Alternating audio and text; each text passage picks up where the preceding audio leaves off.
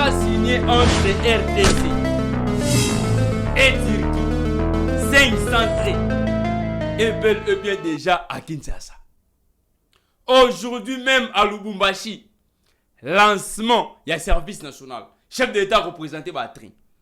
Pour mon compte, il y a quitté Lubumbashi lobby. À partir à Boutou. Mercredi. Et l'élo jeudi, le chef de l'État va lancer lancement et service national. Oh, il y a un train au contrat qui entre RDC et Turquie. Et pour tout récit, si on vérifie, Banzia n'a pas de train tambour à l'issue. Et les chefs pensent qu'il a besoin d'autoroute dans le Congo. Et comment? Comme habitude, je m'excuse. Et souhait un chef à l'ingé soute. Pour mon toi qui est le Lubumbashi, il faut qu'il y ait un Bembouk. Toi qui est là, maïté. À l'ingé pe, nzela un train. Et ça banda awa. Mon toi qui est un train, si na Lubumbashi. Et les lots, na kata Lubumbashi, chef a lancé déjà, puis a présenté. Bah train au qui est na Lubumbashi. Et le service national Isabelle est bien lancé. Nous sommes dans souci, il y a un changement dans le Congo. Nous sommes dans souci, moi on a besoin de comprendre que tout le monde a une frustration. Il y a qu'au craquer, bah pays à Mindeli. Il y a qu'au craquer, bah mboka bato. Et tu comprendre que dans le Congo, nous sommes capables de tout changer. Félicitations et bravo. Mon Moka Félix Antoine Tshisekedi Tshilombo, la diplomatie agissant aux osala pour nous permettre un bon biso et kende liboso. Boy été bel et bien mon pandia Lubumbashi, chef à représenter ndambo ya train et ndambo wana pe awa na vie prophète Kinshasa et vous avez présenté par mon Moka tata ekolo Félix Antoine Tshisekedi Tshilombo eza parmi l'actualité tokosola biso awa ensemble. Un réunion stratégique na kati Kingakati. Un réunion stratégique na kati Kingakati. Il y avait bel et bien ba cadre, il y a pas perdre. Ba kota ki réunion. Réunion ba koti ba sola ki si ba point autour sur la binois. Premier point ezalaki va me corber combat sur le terrain pour ici balim. Et les autres des points toujours bête mo awa. Toko bimisa nyonso awa émission. Toko solo là ensemble na bino. Toko expliquer bino comment fait-il une réunion stratégique na kati ya Kingakati et Salami. Et qui était en tête de ces réunions, on va vous informer ici. Na chaîne Nabiso Congo Liberté, s'abonner, partager, liker et Kosala Elengi. Donc expliquer bien qui était en tête dans ces émissions. Tout sur la paix, avancement sur Mama Yemo. Et quand la Mama Yemo, est-ce qu'il y avait des avancées? Point d'interrogation. Et maintenant même, il y a dû avancer. Et qui était premier médecin directeur dans Mama Yemo? Ouais, et comité sortant ya maman est-ce que ba espoir le comité ya médecin directeur Divengi Nzambi Jean-Paul na maman Nabiso administratrice gestionnaire maman Nabiso Lumumba, est-ce que il y a une différence entre les deux comités? Je vais vous expliquer ici dans notre émission et ça parmi l'actualité. Tokosola biso awa ensemble tokobeta lisolo ya sécurité na ville province de Kinshasa. Comment notre ville province de Kinshasa? Insécurité aussi là. Et bananyo baza bien placé. Ya kosa musa madame pour sécurité si la lokola colonel Mohamed Kasson. Qui est bien placé na ville province de Kinshasa? De bien travailler comme le colonel Mohamed Kasson. Voyez précisément na district ya Moamba, précisément na Matete, na district ya Matete. Place où Piezo Kamba, Moamba Mopipa. Et même pas 3 mois, mais papa géant Isali. Et Matete qui sont Ngaba, et qui sont partout, qui sont et qui déjà anti-kuluna et bel et bien déjà na mon amba ba petio tout oyebi ke ba ifakala ba nini tout ba ke bisika esengeli pona bango et le colonel akangi atindi ba on akili do nda pesa mbando batutuluka ki bango yeyo eza parmi Vansualité tokosola biso awa ensemble bonsoir ça n'est pas air Rolandi émission ndenge to message kosola biso actualité politique, il y a République démocratique du Congo, Ngaupe Bino, président Sardou Ndondo, autre m'a dit, capitaine de l'équipe, charge Yamatete, plus 243, 89, 67, 46, 727, plus 243, 89, 67, 46, 727, Benga, commenter, critiquer, mais au fingate, comme dit le chef de l'État, critiquer le régime, c'est mieux, mais au finga. Te mote na bino nyonso boza bipai wapi bozwami na Asie, na Océanie, na Belgique, na États-Unis, na France, na Est de la République du Congo, na Angola, na Ituri, na Beni, na Masisi, partout place wapi bozwami na Congo mobimba. Nzambe na ngai a pambola bino place bozali, pourquoi pas tout pesa mote na ndeko sa sima caméra. Mardoché Maboko Ibende Libos Fili en direct Miki ni Fumu ça qu'on pas place wapi ils ont mis pourquoi pas tout remixer bateau tout bas soutenir ka vision Yamokonzi Yamboka Tata Ekolo Félix Antoine Tshisekedi Tshilombo le secrétaire général Augustin Kabouya le DGA Patrick Kayembe Aigle le DG Youssouf Billy Sampi le DG Désiré Kabongo le directeur de projet Aleti Sangi Matane le directeur Maya Kawasa Dieudonné, Maman Thérèse Mbouji. Mbungi, médecin directeur d'Ivengi. Nzambi, Jean-Paul, médecin et administratif gestionnaire, Maman Nabiso Lumumba. Nzambi. Apambo la bino place au wapi. Et Zouami bino, ceux qui ont même moral, nous sommes censés y informer les Congolais. En temps réel, Congo est commis wapi. Des nouveaux traits déjà à Kinshasa. Des nouveaux trains déjà à Kinshasa. Et Mokonalobi soir, le chef de l'État, Félix Antoine Tshisekedi Tshilombo, a kweyaki obe na Lubumbashi. Mokonzi Mboka Bembokaki, a kitaki obe na province na Lubumbashi. Place au wapi, chef de l'État a la lancement. Il y a un nouveau train oye, contrat signé entre gouvernement turc et gouvernement congolais. Il y a 500 trains oye kwa na Congo et faciliter autoroute na kati ya mboka. Pour les chefs à comprendre que tantôt il y a eu des embouteillages. Ceux qui battent train et comme quand le roi de Saint-Seth et qu'on permette l'embouteillage dans la ville province de Kinshasa et diminuer pour effectuer au banoromement. Et Lelo Mokonzi Mboka a sali lancement officiel.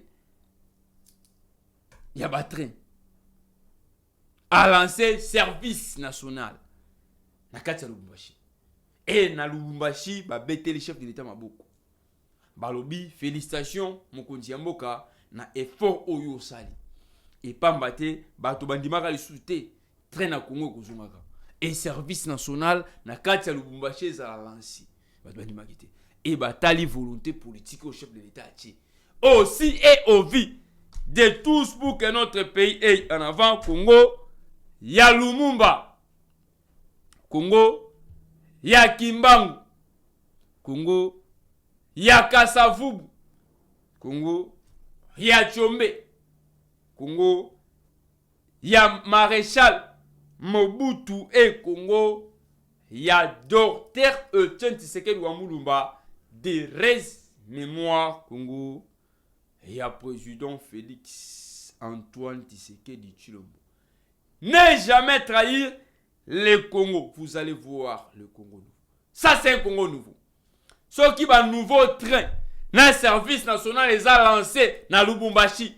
C'est un Congo nouveau. Le Congo qui va parler face au monde entier. Le Congo a bel et bien parlé déjà face au monde entier. Patrie ou la mort, nous vaincons.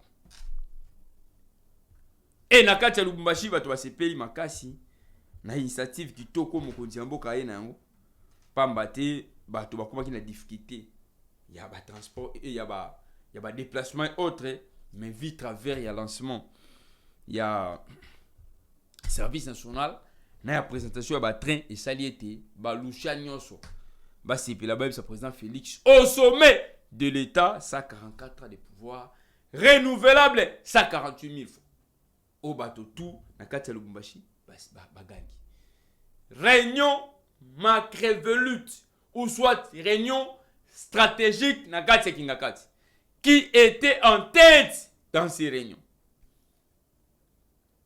Il y avait la présence de Emmanuel Ramadani Shadari. Place au bakota qui réunion na bon. Na kati ya réunion ba échangeaki sur 3 points na mboka na biso Congo. Premier point on ngana otoyebi l'isolo ya ko créer toujours insécurité na Congo baloba yango. Aussi et au vu de tous va créer insécurité na Congo. Et deuxième point babetaki l'isolo ya disparition ya partenaire bango PPRD na Congo. Ndenge nini partenaire biso PPRD limwa pe kufa na kati ya Congo. Toute sa stratégie totale. Et troisième point, comment va koya combat na pouvoir en place na maponomi ya 2028.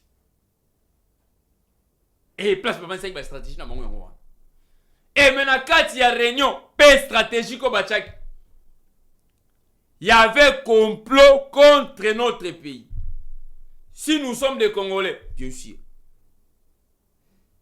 Une réunion stratégique pour te projeter en 2028. On ne peut pas comploter contre notre pays. Le Congo appartient à nous, qu'on se le dise quand même la vérité. Notre souhait est que Congolais moko atala et là on y faut apporter pour n'amboka. Et chacun de nous a comprendre que oui, je suis dans mon pays. Au lieu de faire des réunions macravelutes pour comploter contre notre pays, pour nous benga bananga, kobenga Bertin Bisimo, kwebisa bango boti kate, bo continuer pression, boti kate, bo continuer pression. Qu'on se dise quand même la vérité. Et au lobby nasa congolais, un Congolais sans mawa. Un Congolais sans arrière-pensée.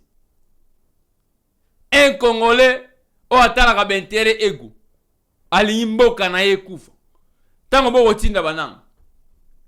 Tango boko appuyer bananga. Tango boko accompagner bananga. Suena bino ezani.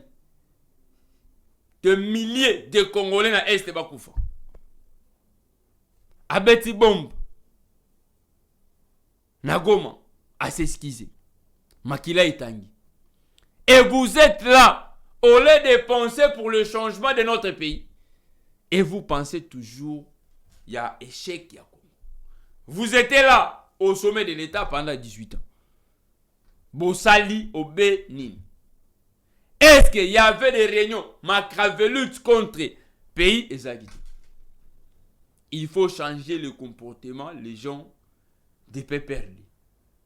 Pensez à notre Congo. Congo appartient à nous tous. Chacun de nous a droit dans notre pays. Pensez fort, pensez au changement, pensez au travail, pensez à réussite, pensez à tout finir la guerre de l'Est, pensez, soyez derrière le chef de l'État, accompagnez la vision du chef de l'État pour que notre pays aille en avant. Et qui était en tête dans ces réunions, en train de parler du mal pour notre pays? C'était qui? Qui était en tête dans ces réunions pour dire n'importe quoi? Namboka na biso. Bozo ba kombone sika. Nanyoyo a président qui réunion et nanyoyo apesaki ba idée ya mabe contre notre pays. Il faut qu'on ait Isabelle et bien cité la 4e émission. Et on ne peut pas comploter dans le biso. Tout le vérité. Tout le vraiment beau solo. Okoko za me konta na likambo. Songolo mpakala. Mais ko comploter contre mboka, ils ont mauvais pratique. Ils ont pratique yo bato balingaka te changement na Congo. Ils ont pratique yo bato balakisaka ete baza ba étranger. Ils ont pratique yo bato oyo basalaka yango baza bato ya deux fois. Nationalité douteuse dans notre pays. Et nous voulons que des Congolais du père et des mères. Et nous voulons que des Congolais conscients. Et nous voulons que des Congolais qui pensent très bien. Et nous voulons que des Congolais va aider notre bidosé congolais qui est le président Félix Antoine Tshisekedi Tshilombo à tout ce qu'il pensait de faire, que la réussite soit là. Ça se passe comme ça dans tous les pays. Le pays va s'aligner derrière le vision du chef de l'État. Chacun va s'aligner derrière le vision du chef de l'État. Parce que le changement partout où vous pouvez aller, le changement dans ce pays, il s'appelle Félix Antoine Tshisekedi Tshilombo. C'est lui qui va changer tout dans notre pays. Il est le garant des bons fonctionnements de l'État. Et un réunion macrévelite n'a pas ça au combat à mon toit, ça c'est réunion. Et c'était à quelle heure ce réunion? Minuit 30. Nakati ngakati basaka ba réunion, il y a ba minuit 30. Et réunion politique, bien sûr, ça peut aussi aller. Ça peut aussi arriver. Mais un réunion politique, il y a ba air tardif, je suis très suspect. Qui était en tête pour présider ces réunions? Et Aloba Kinini en tête one. Et mon d'ordre ni appelle ça qui bango. Tout le temps à Kombonaï. Et le pasteur ya Congo, malheureusement, le président Félix a donné notre pays entre les mains de l'Éternel.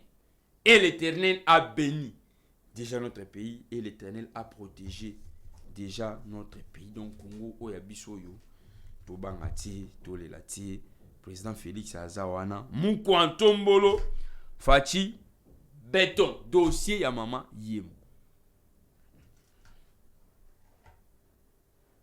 Maman Yemo Yakala, Oto Ebaka Nangana yo. Na lelo, il y a une différence.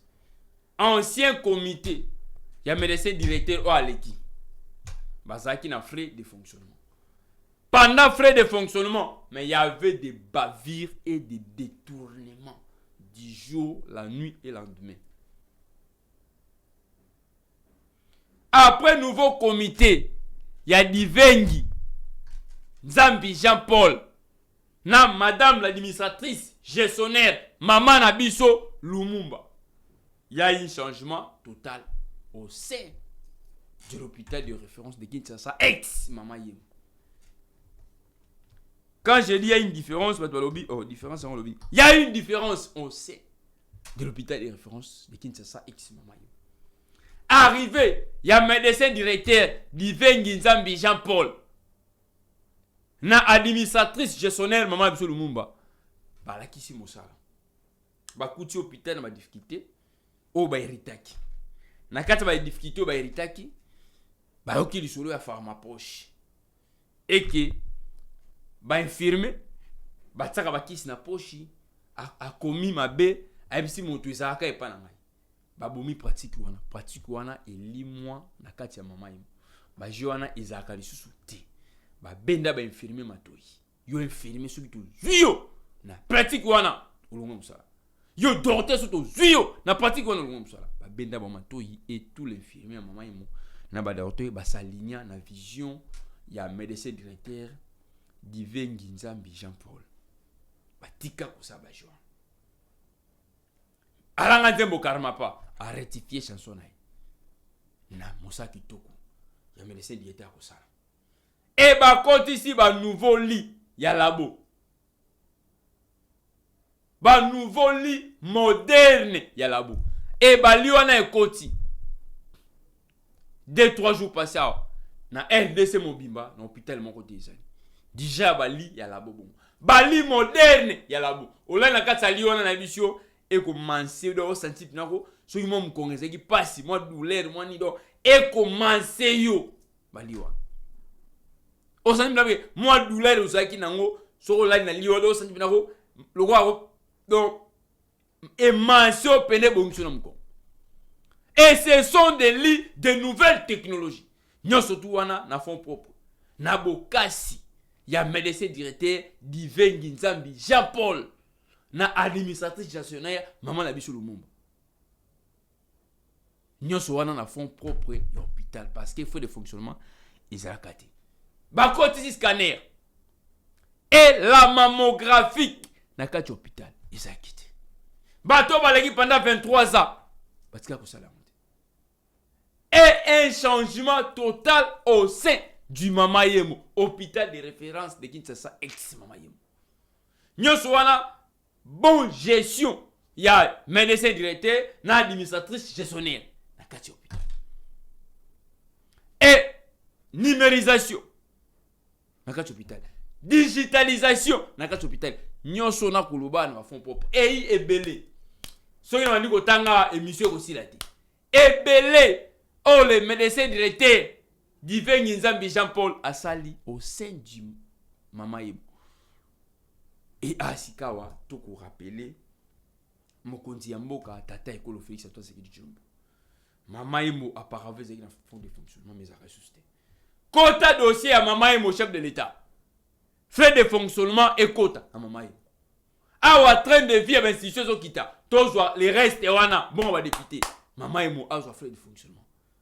Ce qui maman m'a dit frais de fonctionnement, na respect, il y a médecin directeur Divin Nzambi Jean-Paul, Oazaranango avec chef de l'État, à continuer encore au travail de vision chef de l'État et hôpital Wana et Kokoma, donc meilleur hôpital en Afrique centrale.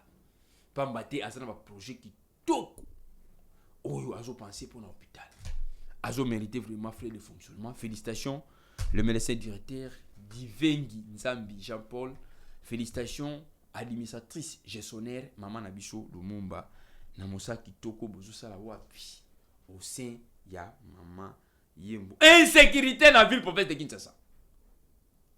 Anti-Kuluna Abimi. Anti-Kuluna c'est qui? Le colonel Mohamed Kassoum. Tout mon amba. Tout mon amba. Mon amba yo qui sont. Mon amba est sentir anti-Kuluna Kiti. Moto a considéré sa Kuluna na ville province de Kinshasa Yeban. Il s'appelle le colonel Mohamed Kassoum. Na district ya Matete, tozangaki colonel Mohamed Kassoum. Déployé pas même 3 mois na Matete. Mais bato ba qui sont akangi bato tout ba créer une sécurité na Matete. Atindi bango na ki les 3. Matete komi tambola 0 heure 1 heure. Sauf que tu as souda, tu passes sans problème. Il a assuré la sécurité dans notre commune. Quand ma tête, pour y avoir tout le monde en bas. On a payé na matete pour na matete. Na lemba également. Akukanga. Na kisensu akukanga. Na limete akukanga. Na mo amba mo bimba azu contrôle. Na ngaba akukanga pas criminel. Akukanga. Ako savoir Moussa Kitoko est innocent à la chose sans condition. Et il m'a parlé que le président a la même information en bon. Voilà la qualité. Il y a un colonel dans le district ya Moamba. Il s'appelle le colonel Mohamed Kassongo anti-Kuluna. Arrivé na ye na matete bato basaligné. Et bitumba Kuluna ezaka Kuluna et ça dissoute. Félicitations à yo, colonel Mohamed Kassoum. Mako lilo komoko azala occupé. Son Excellence, VPM intérieur, Jacquemaine Chaban. Wana pena, yandaku pena koloba kutute, yandaku. Le colonel Mohamed Kassoum a 5 azala équipé au moins na 5 jeeps. Et 5 jeeps atteignent tous les communes sécurité kozala assuré au cas où il y a problème à quoi assurer sécurité à Mwamba makasi. Félicitations Pelongonia, le colonel Mohamed Kasongo anti-Kuluna. Nengo bouger partout kati ya commune Abisso ingénieur Mardoché. Le colonel Mohamed Kasongo a bougé comme il faut. Ingénieur Mardoché. Le colonel Mohamed Kasongo a bougé vraiment. Nandenge ya kusakanate. Félicitations Pelongonia. Le colonel Mohamed Kasongo Bozaki est belé. Ya kolanda biso partout dans le monde entier. Bon liker, bon partager, bon aimer émission ya Sardundondo. Simple serviteur na tous arabes nous sommes censés ya quoi couper ces informations. Actualité à temps réel. Lola ezofuta tikaban soltoloba nzambe ya bolingo boy to kozwaye wapi. Merci.